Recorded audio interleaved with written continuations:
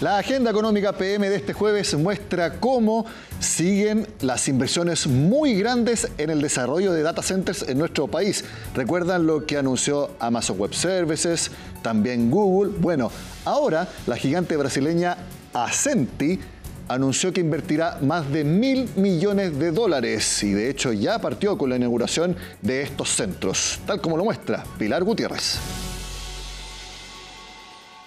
Con una construcción de 8.000 metros cuadrados y una inversión de $114 millones, Ascenty inauguró un nuevo data center en Chile. No solo eso, sino que anunciaron otros 2 centros de datos en el complejo que contemplan un desembolso de $1.000 millones. Realmente el papel protagónico de Chile nos pone en una situación de seguir invirtiendo, Santiago 4 y Santiago 5, con una inversión prevista de $1.000 millones.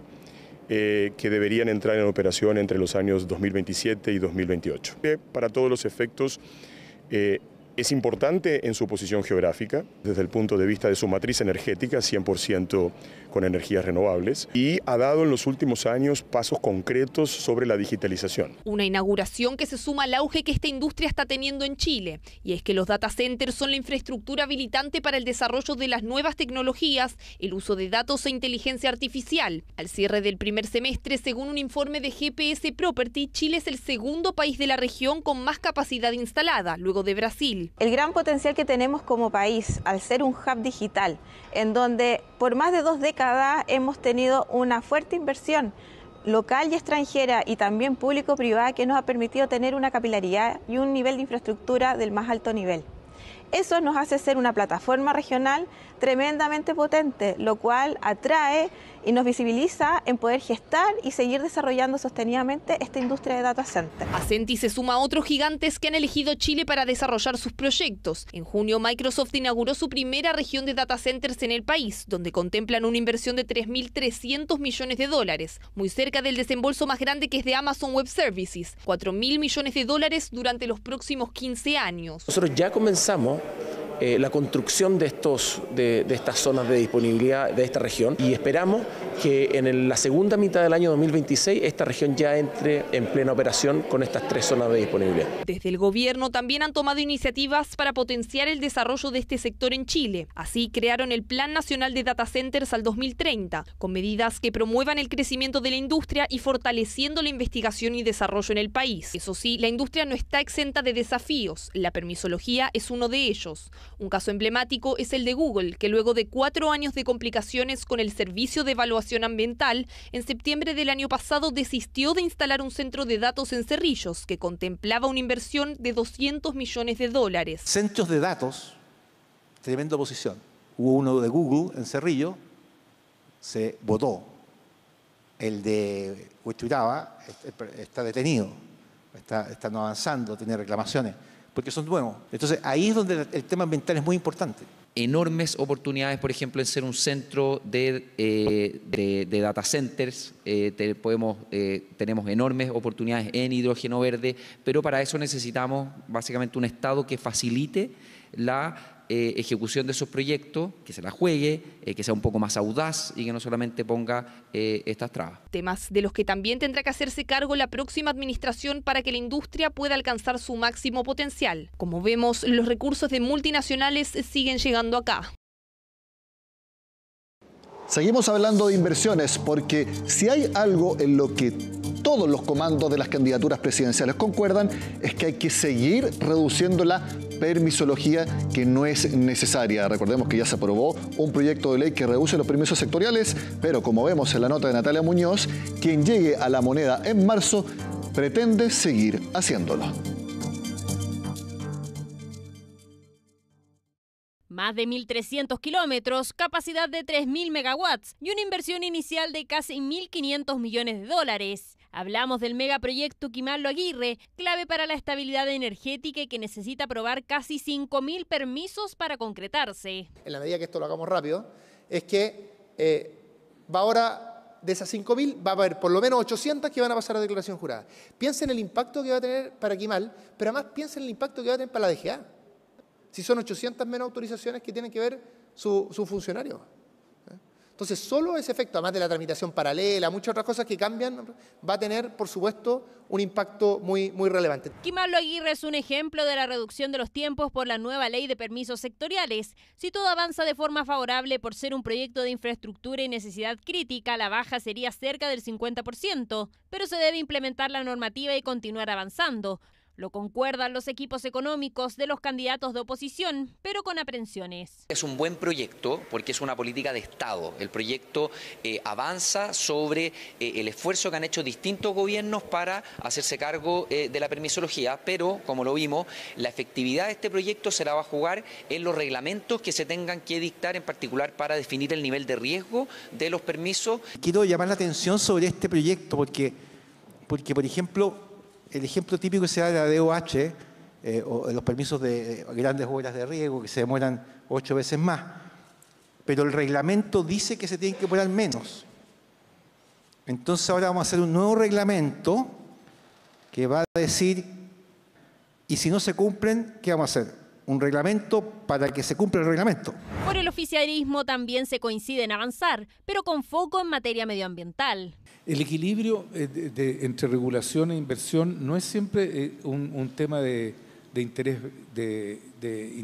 público versus interés privado. También aquí hay el interés público, hay un aspecto ético que el ministro no mencionó, ¿no? Una de las cosas que uno no puede decidir es cuánto más cáncer vamos a tolerar en Ventanas, por ejemplo. Si bien hay consenso de que es un buen proyecto, cada candidatura tiene su foco. Una de ellas el cómo abordar las consultas indígenas. Hay que ser cuidadoso de que la gente que opine, participe de los procesos de evaluación ambiental, represente opiniones que tengan una cierta base social. Y entonces ahí han habido problemas, tenemos que hacernos cargo de los problemas. Ahora, ¿cómo nos vamos a hacer cargo? Y eso yo en este momento no estoy en condiciones de explicarlo. Sin duda, no hay que eliminarla de ninguna manera, pero déjeme ponerle un ejemplo. Proyecto Colbún-Paposo, en el norte. La CONADI se pronuncia y dice, ok, usted identificó, titular bien las comunidades indígenas afectadas. Y después viene el director regional del CEA y le dice, no, le faltó una comunidad que justamente y misteriosamente se creó hace un par de semanas. La consulta indígena es parte del convenio 169, digamos. Mientras existe el convenio no hay opción de decir se acaba, y tampoco me parecería bien que se acabe.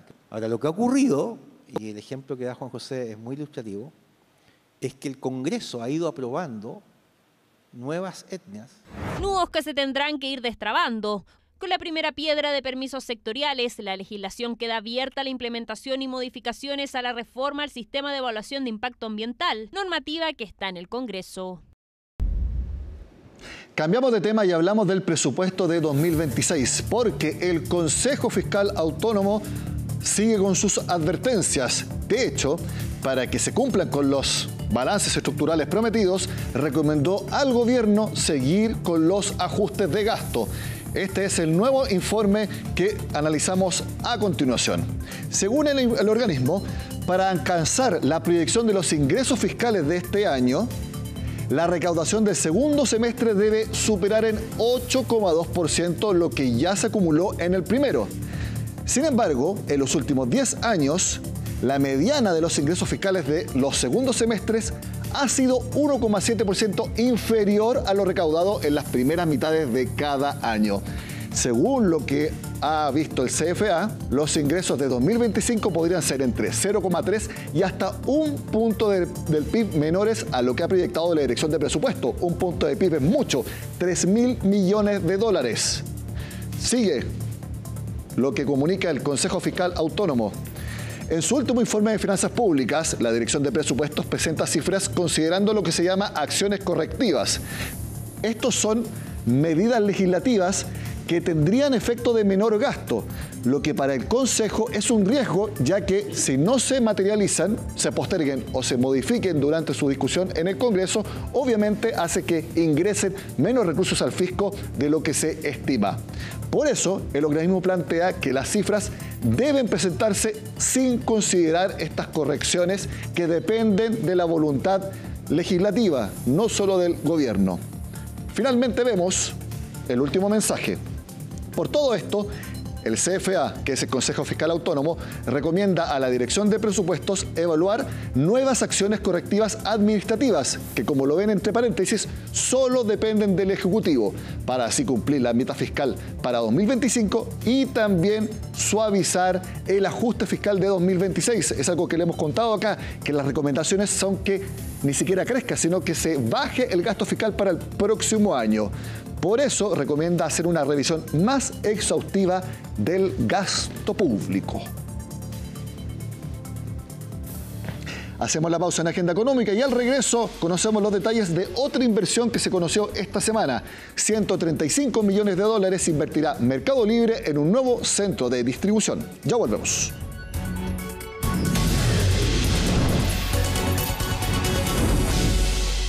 Sigue expandiéndose en nuestro país. Anunció la inversión de 135 millones de dólares en un nuevo centro de distribución. Conversamos al respecto con el vicepresidente de Países Andinos de Mercado Libre. Ahí lo vemos a Alan Meyer, a quien le agradezco por estar con nosotros. Bienvenido, Alan. Hola, Nicolás. Muy feliz de estar acá con ustedes. Muchas gracias y nosotros también muy atentos a este nuevo anuncio de centro de distribución, 135 millones de dólares. Y yo me acordaba que nosotros conversamos hace unos 2 o 3 años cuando se inauguró el que en ese entonces era el nuevo centro de distribución en la comuna de Colina. Sí, tal como dices, hace 2 años estábamos inaugurando nuestro centro de distribución más grande hasta el momento, de 100.000 metros cuadrados, que además es hasta el día de hoy el centro de distribución más grande de e-commerce que hay en el país, 100.000 metros cuadrados que permiten almacenar 15 millones de productos y la verdad esperamos que nos alcanzara por varios años más. Y haciendo las proyecciones con el crecimiento que estamos teniendo, que es 3-4 veces el del mercado de e-commerce en Chile, nos damos cuenta que nos iba a quedar corto y que muy probablemente estaríamos llegando a finales del próximo año teniendo que limitar la cantidad de unidades que puede almacenar un vendedor, una marca, una tienda, una pyme en nuestra bodega. Y como no queríamos que pasara eso y queremos seguir apostando muy fuerte por el país, decidimos hacer esta nueva inversión de más de 135 millones de dólares que nos va a permitir duplicar nuestra capacidad de almacenamiento con otros 100.000 metros cuadrados. Va a ser una nave de características similares en el mismo predio que estamos desarrollando junto a Megacentro y que va a estar también en la comuna de Colina, en este mismo terreno, y que más o menos va a entrar en funcionamiento el último trimestre del próximo año. O sea, esperamos que en la Navidad del 2026 esto ya esté funcionando y además va a permitir crear más de 600 empleos, que creo que es una tremenda noticia para el país en un momento que el desempleo ha tenido algún alza y que nos está costando la creación de nuevos empleos. La verdad que es un orgullo, es un honor poder ser parte de la creación de nuevos empleos de trabajo con la calidad que tiene Mercado Libre. Si te entendí bien, entonces es en el mismo lugar donde está actualmente el centro de distribución. Sí, es en el mismo predio, va a estar colindante, en los terrenos adyacentes, en una nueva infraestructura logística. La verdad que pocas veces hemos hecho esto de construir más de un centro de distribución en el mismo lugar y lo que vamos a hacer es diversificar los centros. El actual va a estar principalmente enfocado en productos de menor tamaño, de tamaño pequeño, y el nuevo centro de distribución lo vamos a enfocar en productos de gran volumen. Así que nos va a permitir hacer una operación conjunta que va a ser muy interesante. ¿Eso en la construcción misma tiene muchas diferencias o no tanto? Yo te diría que la construcción de la infraestructura no tanto, y los sistemas tanto antiincendio y tecnológicos no tanto, sí en la habilitación de las posiciones de almacenamiento. Por ejemplo, el centro actual tiene mucha almacenaje en altura, porque tiene que ver con productos de pequeño tamaño que los vamos almacenando en distintos pisos y este no va a tener esa misma infraestructura, al menos en un principio, ¿no? Entonces va a ser quizás más cercano a suelo, imaginémonos teles de gran tamaño, colchones, bicicletas y otras cosas que no se almacenan de la misma manera. Así que va a tener algunas diferencias, pero más en el funcionamiento, y siempre nos preocupamos de que la infraestructura que construimos sea muy, muy móvil, que nos permita ir cambiando el diseño y la estructura de cómo almacenamos, cómo se mueven los paquetes adentro, por dónde van los conveyors y los distintos sistemas de robotización van cambiando a lo largo del tiempo. Así que también es una estructura que no es fija, se va modificando, y nosotros siempre estamos viendo nuevas formas de hacer las cosas, de almacenar con más eficiencia, de gastar menos energía, de disminuir los tiempos, etc.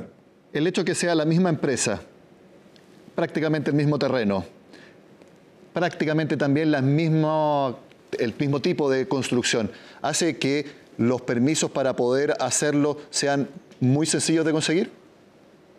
Mira, los permisos sobre el terreno grande ya están otorgados, es una obra que ya está en etapa de expansión, es muy distinto cuando partes un proyecto desde cero, y con lo cual hay bastante menos riesgos de atraso vinculado a eso, ¿no? Por supuesto, toda obra tiene que ser recibida, pero ya tiene las habilitaciones necesarias para el flujo de gente, un montón de cosas que son básicas para poder dar recepción a este tipo de desarrollos, ¿no? Así que, por supuesto, el que esté en el mismo predio, que es un predio que ya está comprado, ya está recibido, nos va a facilitar mucho la expansión, y es también parte de las cosas que valoramos a la hora de decidir cómo seguir haciendo la expansión. Si es el mismo recinto, ustedes lo compraron con la posibilidad de que construyeran efectivamente más centros de distribución, es decir, fueron con el tejo pasado en cuanto al tamaño del predio, previendo precisamente esta posibilidad. La verdad es que nosotros no compramos el terreno, es un terreno que lo desarrolla un desarrollador inmobiliario con el cual nosotros nos comprometemos a un arriendo a muchos años.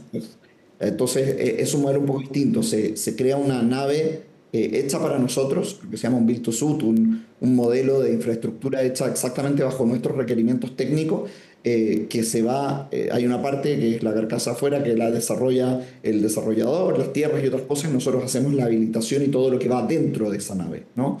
Entonces todos los fierros y las distintas maquinarias que se usan internamente son nuestras, la carcasa, si quieres, y las tierras son de un desarrollador inmobiliario, que en este caso es Megacentro. Pero el hecho de que estuviera disponible ese espacio fue azar, y ustedes, viendo la posibilidad de que está al lado, tomaron la decisión de hacerlo ahí mismo. No te diría 100% azar, por supuesto. Hay algo de fortuna en que los tiempos nos acompañaron, en que esos terrenos no se habían ocupado y otras cosas. Así que te diría que siempre buscamos, tal como lo estamos haciendo con las nuevas oficinas en la Torre Costanera Center y otros desarrollos que hacemos, siempre nos imaginamos que el crecimiento va a ocurrir incluso antes de lo que pensamos, y buscamos lugares, oficinas, terrenos, desarrolladores, gente con las espaldas que nos pueda acompañar en ese crecimiento que ha sido brutal. Hace tan solo 5 años estábamos inaugurando las primeras bodegas que eran de 9.000 metros, y pensemos que hace 2 pasamos a 100 y ahora estamos pasando a 200.000 metros cuadrados. Por lo tanto, tratamos de que todos nuestros socios en cada uno de los proyectos que nos proponemos tengan capacidad para poder acompañarnos en este crecimiento con la misma energía, con la misma entrega, con la misma flexibilidad, e ir adaptándose también a las distintas necesidades que tenemos, no solo de nuevas construcciones, sino adaptaciones y de otras cosas. Y creo que ese trabajo en conjunto, que también lo hacemos con gente vinculada a la logística, última milla y otras cosas, ha sido tremendamente provechoso, no solo para nosotros, sino para todos los que trabajan con nosotros y el ecosistema. No olvidemos que entregamos nuestros paquetes en más de 500 puntos, que son comercios de terceros también, y les generamos un valor enorme, no solo por lo que reciben como pago por entregar y recibir paquetes, sino también por el flujo que les llevamos. Entonces, esta colaboración con la infraestructura existente o que se desarrolla en conjunto ha sido tremendamente provechosa, y creemos que genera una economía mucho más circular y mucho más eficiente. Mencionaste, Alan, que el actual centro de distribución se va a dedicar a paquetes de tamaño pequeño o mediano, y que el nuevo centro será para encomiendas o productos de mucho mayor volumen. ¿Esto es por optimización logística o es porque uno de esos segmentos es el que más ha crecido y que los llevó a tomar la decisión de expandirse? Te diría que un poco de ambas, ¿no? La verdad que hay optimización logística en cada cosa que nosotros hacemos. Sí. Es más inteligente almacenar las cosas separadas de esa manera, o así nos imaginamos al menos esta nueva estructura. Hay países donde contamos con más de 10 centros de distribución y ahí cambia un poco el modelo. No va a ser tampoco exclusivamente de un tipo de producto, se aprovechan distintas capacidades a lo largo del tiempo, pero también es cierto que las categorías de mayor tamaño han tenido un crecimiento explosivo en el último tiempo, sobre todo en la medida que hemos ido desarrollando soluciones logísticas para ese tipo de productos. Y la verdad que desde la venta en bicicletas, colchonería, televisores de gran tamaño, muebles y otras cosas han tenido un crecimiento sobresaliente dentro de nuestra plataforma, te diría estos últimos año y medio, 2 especialmente. ¿Cuáles son las otras novedades que ustedes informaron este miércoles en el evento especial que cada año hace Mercado Libre? Sí, aprovecho de contarle a los que nos están escuchando.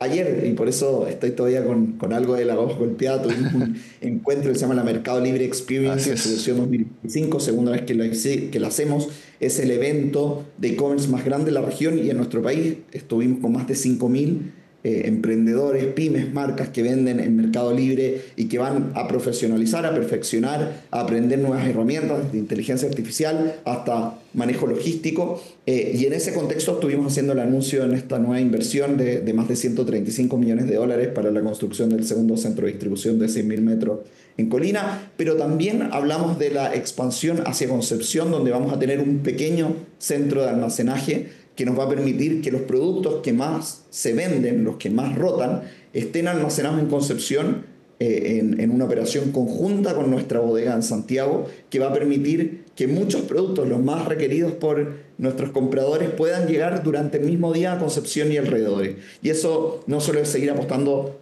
por Chile, sino también por las regiones y poder dar el mismo servicio, la misma rapidez. Ya teníamos operaciones logísticas en todas las regiones de nuestro país, pero esto nos va a permitir llegar de forma más ágil, más barata y más rápida, especialmente a Concepción y a sus alrededores. ¿Ese es un nuevo centro que van a construir o que va a empezar a operar ahora?